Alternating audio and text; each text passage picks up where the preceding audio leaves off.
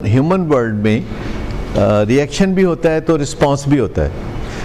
और अज़ल से जब इंसान इस कुराइज़ पर ज़िंदगी गुजारता रहा तो वो ज़्यादातर रिएक्शन के तहत ज़िंदगी गुजारता रहा कि रिस्पांस के तहत ज़िंदगी गुजारता रहा। अज़ल से ज़्यादा क्या था? रिएक्शन। और वो रिएक्शन आहिस्ता आहिस्ता कम होता चला गया और रिस्पांस आहिस्ता आहिस्ता ज़्यादा होता चला गया। रिस्पांस और रिएक्शन में फ़र्क फिर ये हुआ कि रिएक्शन एक इंस्टिंक्ट के तहत आता है और उसमें हमारे माइंड का कोई ख़ास दखल नहीं होता, मास्टर माइंड का ख़ास दखल नहीं होता।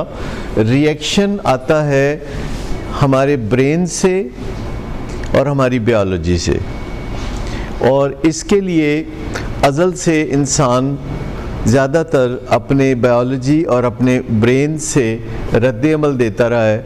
यानी एक बुनियादी बात आपने सुनी होगी, फाइट और फ्लाइट और फ्रीज। ये इंसान का रिएक्शन होता था अज़ल में, जब जंगल के ज़माने में वो ज़िंदगी गुजारता था, और ये चलता रहा काफ़ी अरसा। लेकिन फिर इसमें कोई रिस्पांस आना शुरू हो गया जो सोच विचार से उभरता है। इंसान कोई था जिसको भूख लगी और वो जंगल में खाने पीने की तलाश में निकला और उसको कुछ खाने को नहीं मिला, और उसने देखा कि मट्टी के अंदर दबे हुए कोई फल हैं जो गले सड़े हैं, और वो भूख के हाथों ने डाल था और उसने वो गले सड़े फल खाए तो उसको बड़ा सुरूर आया। अब उसका रिस्पांस क्या था? या रिएक्शन था या रिस्पांस था जो उसने अगला काम किया? रिस्पांस, क्योंकि उसने फिर गले सड़े फल बनाने शुरू कर दिए, फलों को जानबूझ के ज़मीन में दबाना शुरू कर दिया कि वो गल सड़ जाएं और वो उसे खाए। और ये उसका रिस्पांस था। ये रिस्पांस सोच विचार से आता है, ये माइंड से आता है कि उसको लगा कि गले सड़े फल खुराक की कमी भी पूरी करते हैं और प्लेयर भी देते हैं। तो उसने ये काम बाकायदगी से करना शुरू कर दिया और उसके लिए उसने बहुत तरीके इस्तेमाल करने शुरू किए, और आखिर में किसी बंदे ने इसको शेल्फ में ला के रख दिया। आपका क्या हाल है कि शराब शेल्फ में कब आई होगी? शराब 10,000 साल पहले डिस्कवर हुई थी। रिस्पांस जो होता है, जिससे एक लफ्ज़ और ज़हन में आता है, वो रिस्पॉन्सिबिलिटी है, ability to make a response. Experience से भी आता है कि ये किया था तो ये हुआ था, तो ये करना है कि नहीं करना दोबारा। और ये जो रिस्पांस है या रिस्पॉन्सिबिलिटी है, ये इंसान के अंदर पाई जाती है, ये दूसरे जानदारों में नहीं पाई जाती। रिस्पॉन्सिबिलिटी, उनके अंदर रिएक्टिविटी पाई जाती है, रिएक्टिविटी। लेकिन इंसानों ने कुछ जानवरों को भी रिस्पॉन्सिबिलिटी सिखाई और ऐसे इशारे मुकर्रर कर दिए कि जिससे वो जानदार कोई जिम्मेदारी उठाने लगे, जैसे टांगे के आगे घोड़ा, और उसको सिखा दिया कि तुमने हमारे इशारे पे तो चलना है। लेकिन रिस्पॉन्सिबिलिटी बुनियादी तौर पर इंसान का शेवा है। और कभी कभी हमें लगता है कि हमें रिएक्शन देना है, क्योंकि हमें वो जो रिस्पॉन्सिबिलिटी है उसका पता नहीं होता। इंसान ने कोई रिस्पांस देना होता है, रिस्पांस उसको पता नहीं होता तो वो रिएक्शन दे देता है। यानी एक बच्चा है जो स्कूल में कॉलेज में भेजा है, वो पढ़ता नहीं है, उसे गाड़ी छोड़ने जाती है, गाड़ी लेके आती है, वो पढ़ता नहीं है, तो वालिदैन क्या उसके बारे में रिएक्शन दे रहे होते हैं कि रिस्पांस दे रहे होते हैं? रिएक्शन दे रहे हो, क्योंकि रिस्पांस क्या है ये उनको पता ही नहीं होता, और वो अपने रिएक्शन को रिस्पांस समझ रहे होते हैं। तो रिएक्शन और रिस्पांस एक चीज़ नहीं होती। रिएक्शन एक इंस्टेंट जो है वो अंदर से उभरने वाली चीज़ है जिसमें माइंड का कोई दखल नहीं है, और रिस्पांस हमारे जहन से उभरने वाली एक हिकमत अमली हो सकती है, या कोई मेयारी हिकमत अमली हो सकती है जिसे हम बेस्ट प्रैक्टिस कहते हैं। जो रिएक्शन है वो सर्वाइवल के लिए होता है कि भागो या लड़ो। ये सर्वाइवल के लिए है कि या तो भागना होगा या लड़ना होगा। रिस्पांस ये होगा कि बेहतरीन नताइज कैसे हासिल किए जाएं। रिस्पांस ये है कि बेहतरीन नताइज, कि अगर हमें कोई मसला दरपेश है तो बेहतरीन नताइज कैसे निकल सकते हैं। आज एक लड़का कोई 16 साल का मेरे साथ वालिदैन की हमरा काउंसलिंग में था, जो लड़के का मसला ये है कि उससे पढ़ा नहीं जाता, मैथ उसको बिल्कुल नहीं पढ़ा जाता, और वो सिगरेट पीने लगा है और 6 महीने से उन्होंने उसको स्कूल से उठा भी लिया कि वहाँ से कुछ फ़ायदा नहीं उठा रहा, क्लास में भी नहीं जाता, पढ़ता भी नहीं है, ऊपर से सिगरेट पीने लगा है, तो कहीं और कुछ ना करने लगे। तो वो उन्होंने उठा लिया और बातें बहुत सारी हो रही थी। तो आखिर में उसके वालिदा ने कहा कि ये चाहता है कि मैं फ़ौरन सिगरेट पीना छोड़ दूँ। तो मेरे ज़हन में फ़ौरन ख्याल आया, पूछा मैंने कहा आपको कौन मना कर रहा है कि फ़ौरन सिगरेट ना छोड़े? यानी ये उसका रिस्पॉन्स है या उसका रिएक्शन है? उसका रिएक्शन, क्योंकि उसने पहले भी बताया कि कई दफ़ा सिगरेट छोड़ने की कोशिशें की और अमेरिका गए हुए थे सिगरेट छोड़ने। असल चीज़ तो रिस्पॉन्स है, रिएक्शन तो जंग है। यानी जब हम जंग करते हैं तो ये रिएक्शन होता है, जब हम बातचीत करते हैं तो ये रिस्पॉन्स होता है, क्योंकि रिएक्शन में बातचीत ज़्यादा नहीं होती है। ऐसे लगता है कि हम 2 in 1 हैं, हमारे अंदर एक एनिमल भी है, हमारे अंदर एक ह्यूमन बीइंग भी है, और हम दोनों मिल के ज़िंदगी चला रहे हैं। हमारे अंदर का एनिमल और हमारे अंदर का इंसान दोनों मिल के ज़िंदगी चला रहे हैं। लेकिन कभी कभी हमारा एनिमल ज़्यादा ज़िंदगी चला रहा होता है क्योंकि उसको कुछ सीखना नहीं पड़ता, वो सीखा सिखाया है।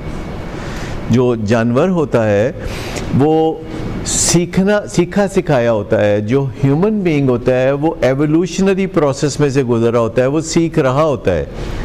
और अगर हमें किसी वक्त ये समझ में ना आए कि रिस्पॉन्स क्या देना है, तो फिर हम क्या करते हैं। मैंने वो 16 साल बच्चे को कहा कि तुम्हें 2-3 मसले हैं, तुम्हें पढ़ाई में मज़ा नहीं आता, पढ़ाई टॉक्सिक है, तुम्हें तकलीफ़ देती है, क्योंकि हमारी जो स्कूल कॉलेज की एजुकेशन होती है ये ऐसे ही है जैसे गुलाब के फूलों के साथ कांटे होते हैं, और हमने उसमें से गुलाब का फूल हासिल करना होता है, लेकिन कांटे हमें चुभ रहे होते हैं। एजुकेशन चुभती है। इसको डिज़ाइन किसी सैडिस्ट ने किया है, किसी अजियत पसंद शख्स ने इसको डिज़ाइन किया है कि इसमें मज़ा नहीं आना चाहिए। ठीक, हमारी वर्क प्लेस भी ऐसी ही होती हैं कि वर्क प्लेस के नाम से ज़हन में आता है कि कोई तकलीफ़ होगी, और ये सब माजी बईद में डिज़ाइंड वर्क प्लेसेस हैं और एजुकेशनल प्लेसेस हैं कि जिनको किसी सैडिस्ट ने डिज़ाइन किया है, कि जो कहता है कि अगर किसी ने वर्क प्लेस पे मज़ा लिया तो फिर मुआवजा क्यों दें, लिहाजा उसमें कुछ तकलीफ़ ज़रूर डालनी है। या स्कूल कॉलेज या और यूनिवर्सिटी में जो एजुकेशन है उसमें भी कोई ना कोई तकलीफ़ का पहलू ज़रूर डालना है, ताकि उसे कोई इंजॉय ना कर जाए। लेकिन आप अगर चाहें तो एजुकेशन को जो स्कूल कॉलेज में एंजॉय कर सकते हैं, आप चाहें तो आप वर्क प्लेस पे भी जो काम है उसको एंजॉय कर सकते हैं, कि आप चाहें तो अपने बच्चे की रिकवरी और उसमें से होने वाली रुकावटों और उसमें होने वाले मसाइल को भी एंजॉय कर सकते हैं। जैसे परसों मैं बात कर रहा था तो लास्ट में मैंने ये बात की थी कि अल्लाह ताला ने इल्लतें बनाई शायद इसलिए हैं कि इल्लतों से हमें तकलीफ़ होती है और हम इल्लतों को फिर बदलने पे मजबूर होते हैं। तो एक तरीका हमें ठोका देने का ये भी है, आगे बढ़ाने का ये भी है कि तकलीफ़ हो रही है तो डू समथिंग अबाउट इट। और ये जो रिस्पांस है, जो तयशुदा रिस्पॉन्सेस भी होते हैं, जैसे आप जाते हैं तो ट्रैफिक है और सामने सिग्नल्स हैं और सिग्नल पे आपको रेड या ग्रीन या येलो नज़र आ रहा है और कोई गिनती चल रही है, तो ये एक डेफिनेट रिस्पॉन्स है कि आपको पता चल गया कि 35 सेकंड में मेरा सिग्नल खुलेगा और आगे ये 3 गाड़ियां हैं, ये निकल जाएंगी तो मैं भी निकल जाऊंगा। ये एक रिस्पॉन्स है। रिएक्शन क्या हो सकता है कि साइड से निकल जाएं और आगे लेफ़्ट पे जाके फिर सड़क क्रॉस करें, फिर वापस आएँ, फिर साइड से निकल जाएं। ये रिएक्शन हो सकता है। रिएक्शन और रिस्पॉन्स ये घरों में ज़िंदगियों को बहुत बेहतर और बहुत बदतर बना सकता है। कि अगर आपको एक दूसरे से शिकवा है तो रिएक्शन, इस रिएक्शन का क्या करें? रिएक्शन उस वक्त आता है जब रिस्पांस का पता नहीं होता। रिएक्शन उस वक्त आता है जब आप निहत्ते हो जाते हैं, बिल्कुल निहत्ते, आपको कोई पता नहीं होता कि करना क्या है। तो फिर आप देखते हैं अपने जानवर की तरफ, कहते हैं please come and help me, तो उसको आगे कर देते हैं। बल्कि आगे क्या करना है वो पहले ही आगे होता है। वो जो रिएक्शन वाला एनिमल है वो पहले ही आगे ही होता है। अब वो आप उसे बल्कि थोड़ा पीछे भी करें तो वो फिर उछल उछल के आगे ही आता है, क्योंकि वो 5 गुना ज़्यादा एनर्जाइज्ड होता है। 5 गुना जो आप हमारा एनिमल होता है ये 5 गुना ज़्यादा हमसे फिज़िकली पावरफुल होता है। नॉर्मली जानवरों की ताकत जो होती है वो इंसानों से ज़्यादा ही होती है। यानी अगर एक बनमानस को देखें जो कि इंसान से तकरीबन छोटा ही होता है थोड़ा, लेकिन उसकी ताकत जो मेजरेबल है वो इंसान से 5 गुना ज़्यादा होती है। हमें नहीं पता क्योंकि हमें बकरा होने का तजर्बा नहीं है या कोई जानवर होने का तजर्बा नहीं है, लेकिन शायद कभी कभी आपको लगता होगा कि आप जिन जानवरों के साथ थोड़ा बहुत इंटरेक्ट करते हैं उनमें कितना ज़ोर होता है। शेर के बारे में हम बहुत ज़्यादा ज़रा पैशनेटेड हैं और शेर को बड़ा हम समझते हैं, लेकिन शेर के बारे में जब ज़्यादा जानते हैं तो पता चलता है कि शेर ही शेर है। लेकिन शेर से गधा जो है वो ज़्यादा कारआमद और ताकतवर होता है और वो एक गाड़ी को खींच लेता है, सामान समेत खींच लेता है, और जैसे उसको सिधाया जाता है तो वो उस तरह भी काम करने लगता है। वो खूंखार भी नहीं होता, गधा कभी किसी को में हाले नहीं काटता। तो रिस्पॉन्सेस की दुनिया है, हम इन रिस्पॉन्सेस को बेस्ट प्रैक्टिसेस कह देते हैं। एक सरकारी महकमों में ब्लू बुक होती है, उसमें भी बेस्ट प्रैक्टिसेस लिखा होता है कि ये बेहतरीन तरीका है काम करने का, यूं काम करना है। जो सरकारी मशीनरी चल रही होती है, ब्यूरोक्रेट्स काम कर रहे होते हैं, तो वो बेस्ट प्रैक्टिसेस पे चल रहे होते हैं। उसमें काम करने के स्टेप्स होते हैं कि कोई काम कैसे होगा, कैसे पहले समरी बनेगी, फिर उस पर कैसे अप्रूवल्स आएंगे, कैसे बात आगे बढ़ेगी। हमारी फैमिलियों में भी कुछ बेस्ट प्रैक्टिसेस होती हैं, फैमिलियों में भी।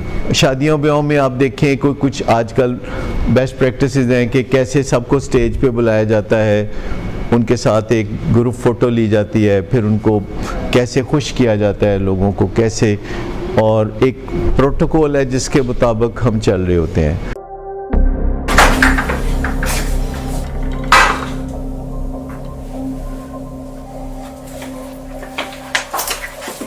आज फिर भी कराया मेरा नहीं तो इन बच्चों का ही ख्याल कर लो। बंद करो तुम अपनी बकवास। लेकिन तुम अपनी घटियार को तो सिर्फ बाज मत आना। तुम हो ही घटिया इंसान। तुम होती कौन हो मुझे रोकने वाली? तुम्हारे बाप के माल की पीता हूं क्या? शराब नोशी की वजह किरदार की खराबी नहीं, मूड की खराबी है। शराब नोशी कभी भी नशे की बीमारी में बदल सकती है। नशे की बीमारी हर स्टेज पर काबिले इलाज है। मदद हासिल कीजिए, क्योंकि वो ऐसा नहीं करेगा।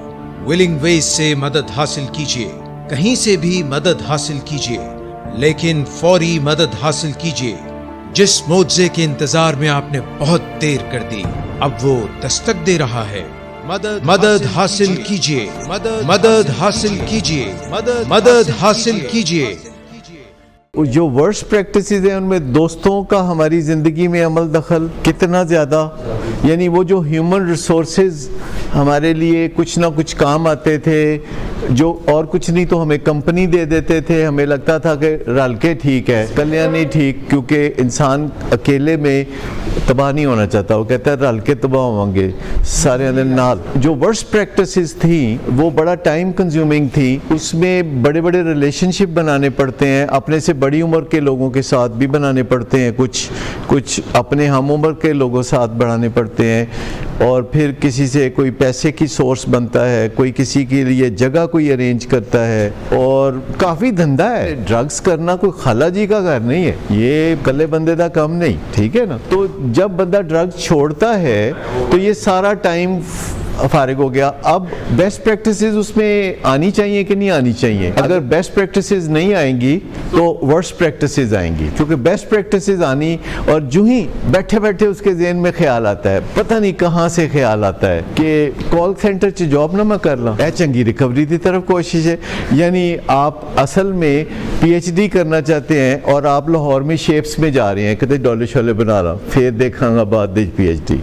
तो वो कोई तुक तो होनी चाहिए ना।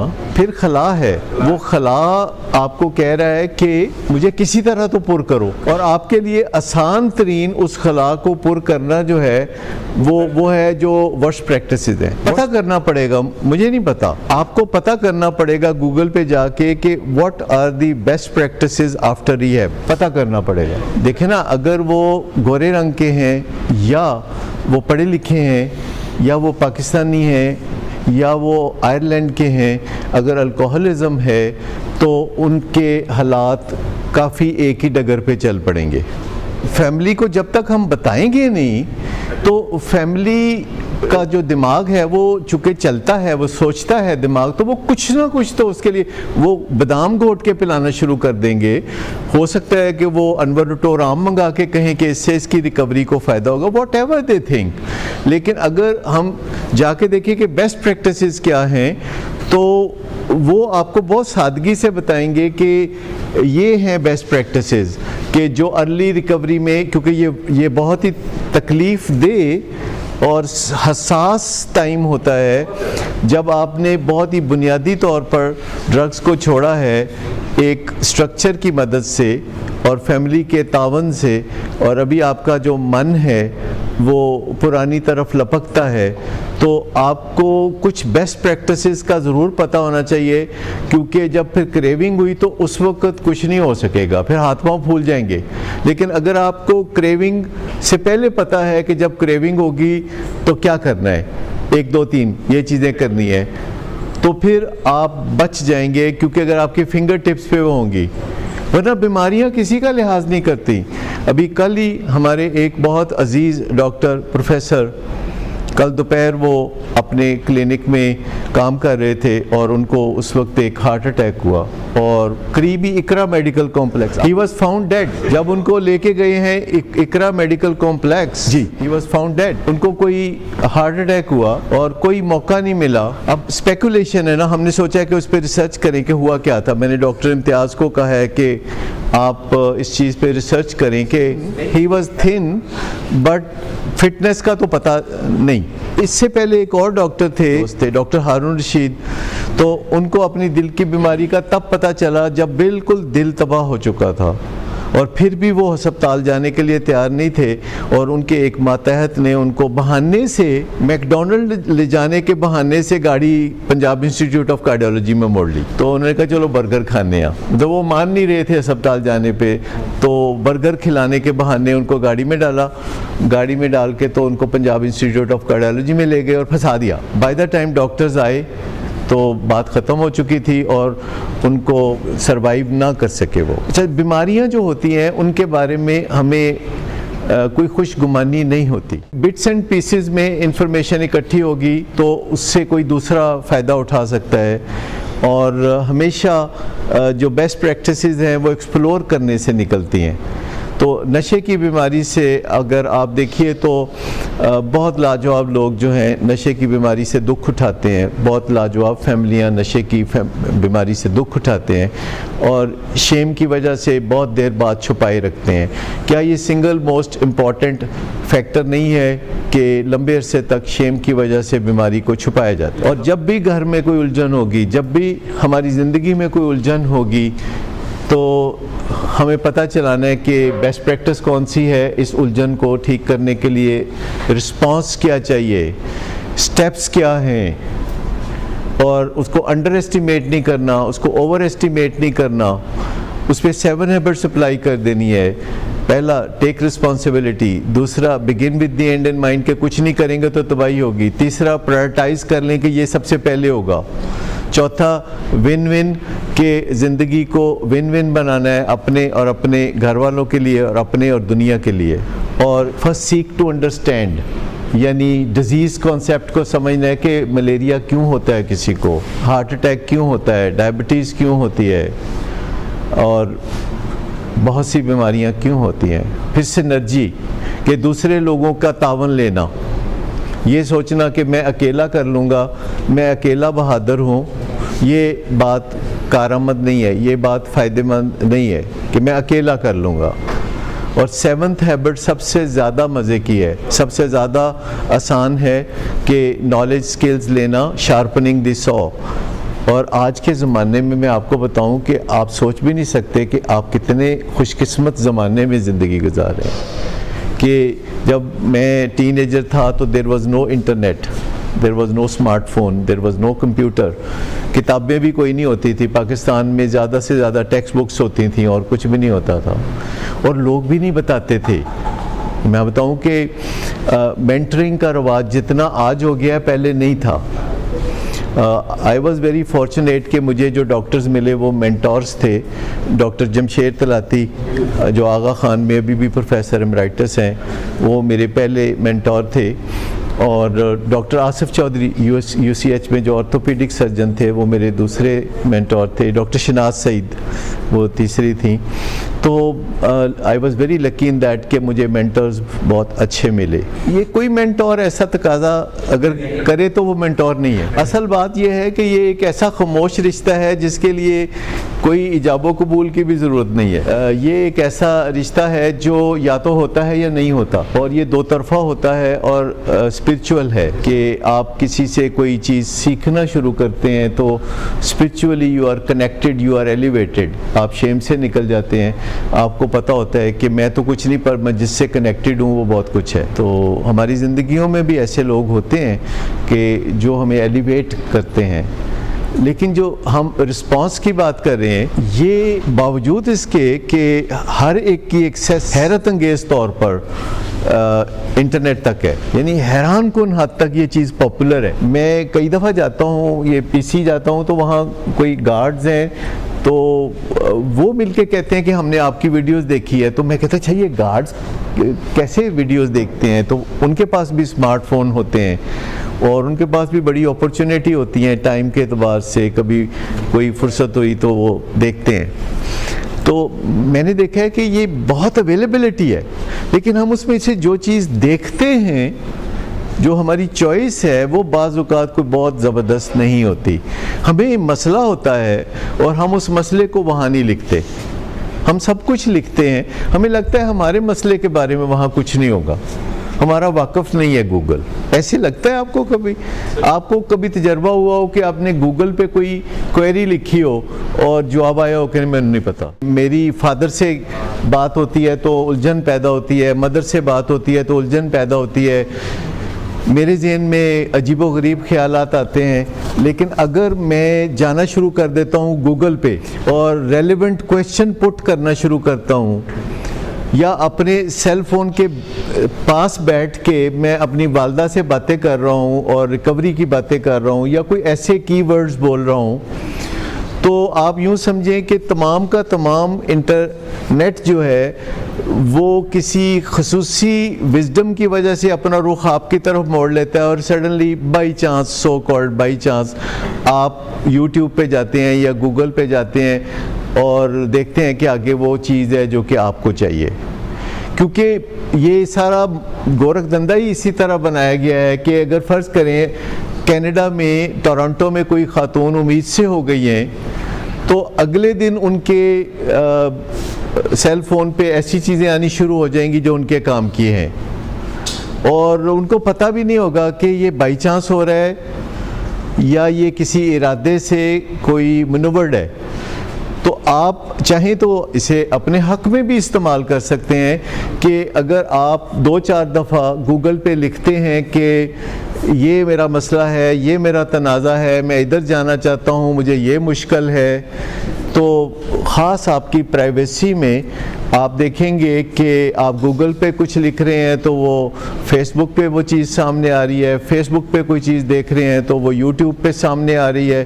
तो अगरचे मैं पूरी तरह नहीं समझ सकता कि ये होता कैसे है, पर मुझे लगता है कि ये होता है। ये जो बातें हम कभी भी किसी जगह कर रहे होते हैं या कोई बंदा जो है वो किसी चीज़ में दिलचस्पी रखता है तो उस तरफ फ्लो बनना शुरू हो जाती है, चीज़ों की उस तरफ फ्लो बनना शुरू होती है और आपको तकलीफ में से निकालने का जो बंदोबस्त है वो शुरू हो जाता है। वैसे उस वक्त लगता है आपको कि बाई चांस हो रहा है। लॉ ऑफ अट्रैक्शन का रिएक्शन से कोई ताल्लुक नहीं, याद रखें। लॉ ऑफ अट्रैक्शन का रिएक्शन से कोई रिश्ता नहीं। रिएक्शन एनिमल किंगडम की दुनिया है जिनके पास कोई माइंड नहीं, जिनके पास कोई इंटरनेट नहीं, जिनके पास कोई गूगल नहीं। वो कायनात में अपना कोई पर्पस सर्व कर रहे हैं और जो फ़खरिया पेशकश है अल्लाह ताला की वो इंसान है। जो फ़खरिया पेशकश है, जो ज़बरदस्त पेशकश है, जो प्राइम प्रोडक्ट है फरिश्तों से भी बढ़ के, वो इंसान है। और आपको आहिस्ता आहिस्ता वाज़ेह होता हुआ नज़र आ रहा है कि अल्लाह ताला ने इंसान को बहुत ज़बरदस्त बनाया है और अगर हम सब मिल के कोशिश करें और रिएक्टिविटी से बचें, रिएक्शन से बचें, पर रिस्पॉन्स की तरफ जाएं और किसी से पूछ लें और गूगल पे चले जाएं, यूट्यूब पे चले जाएं और जितना भी वक्त आपके पास हो उसको यूटिलाइज़ करें। जैसे टेड टॉक्स होती हैं, ये 17 मिनट इसका टाइम है और 17 मिनट में कोई एक बात अच्छी तरह अगर आप समझ जाते हैं तो बड़ी बात है। Ted talks. और इसके अलावा फिर आप एक टेड टॉक देखते हैं तो 2 सजेस्ट करते हैं, फिर आप एक मुश्किल की बात करते हैं तो 4 मुश्किलात का हल भी बताया जाता है। लेकिन समहाउ किसी मिस्टीरियस वजह से ज़्यादातर लोग ये समझते हैं कि मेरे मसाइल का हल गूगल पे नहीं होगा, मेरे मसाइल का हल यूट्यूब में नहीं होगा या फेसबुक पे। हमें लगता है कि हम एक्सक्लूडेड हैं। इनफैक्ट ऐसा नहीं है, हम एक्सक्लूडेड नहीं हैं, हम इंक्लूडेड हैं और ह्यूमन रेस, ह्यूमन कम्युनिटी के अंदर हम एक धड़कता हुआ दिल है। सो इस चीज़ का ख्याल रखते हुए ट्राई ज़रूर करें, गूगल को ज़रूर ट्राई करें। दोनों बैक एंड फोर्थ चल रही होती हैं। हत्ता कि आप अगर आप ट्राई करें तो आप कोई शेर मिर्ज़ा गालिब का या अहमद फराज का या इब्न इंशा का शेर गलत लिखें और कहीं के ये सही कर दे तो वो आपको शेर सही करके देंगे, फिर आपको बताएंगे कि उस शेर के एक एक लफ्ज़ का मतलब क्या है, फिर बताएंगे कि इस शेर को किसने कहाँ कैसे इस्तेमाल किया। और ऐसे लगता है कि इन और कोई कम नहीं और ख़ाली उस शेर के ऊपर इतनी लंबी दास्तान होगी कि आप हैरान हो जाएंगे कि ये कोई डिक्शनरी नहीं है कि आपने कहा कि इसका मतलब क्या, तो उन्होंने बोला कि इसका मतलब ये, जो डिक्शनरियाँ बताती हैं कि इस लफ्ज़ का ये मतलब होता है। लेकिन ये तो लंबी बात करते हैं कि फ़लाँ शायर ने, फ़लाँ अदीब ने ये जो मज़मून लिखा था तो उसने उसमें ये शेर कोट किया था और इसके असल अल्फाज ये हैं, लेकिन बाद में ये बदलते बदलते ये हो गया। तो बहुत सारी चीज़ जो है गूगल के ऊपर समझ में आती है। और जो सबसे बड़ी मिरेकल है, अगर मैं कहूँ कि मेरी ज़िंदगी की सबसे बड़ी मिरेकल है तो वो इंटरनेट है, क्योंकि इस सारी ज़िंदगी में जो गुजारी है, इंटरनेट से ज़्यादा कारआमद कोई भी एक सिंगल अदर चीज़ नहीं है जिसको मुकाबले में रखा जा सके। और अगर फिर हम उसका इस्तेमाल ना करें, जब सारी जन्नतें हमारे हाथ में हों और हम बाहर खड़े रहें, तो इससे तो कोई फ़ायदा नहीं हो सकता। Good afternoon sir. Good afternoon. Sir एक क्लाइंट बहुत देर से आपका इंतज़ार कर रहे हैं। क्या तुम्हें किसने कहा था अपॉइंटमेंट देने को? सर कल शाम आप ही नहीं तो कहा था। झूठ बोलती हो तुम। मैंने तुम्हें कब कहा था? तुम सब झूठ बोलते हो मुझसे। शराब नोशी की वजह किरदार की खराबी नहीं, मूड की खराबी है। शराब नोशी कभी भी नशे की बीमारी में बदल सकती है। नशे की बीमारी हर स्टेज पर काबिल इलाज है। मदद हासिल कीजिए, क्योंकि वो ऐसा नहीं करेगा।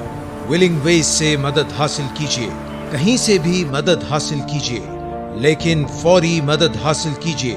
जिस मुआवजे के इंतजार में आपने बहुत देर कर दी, अब वो दस्तक दे रहा है।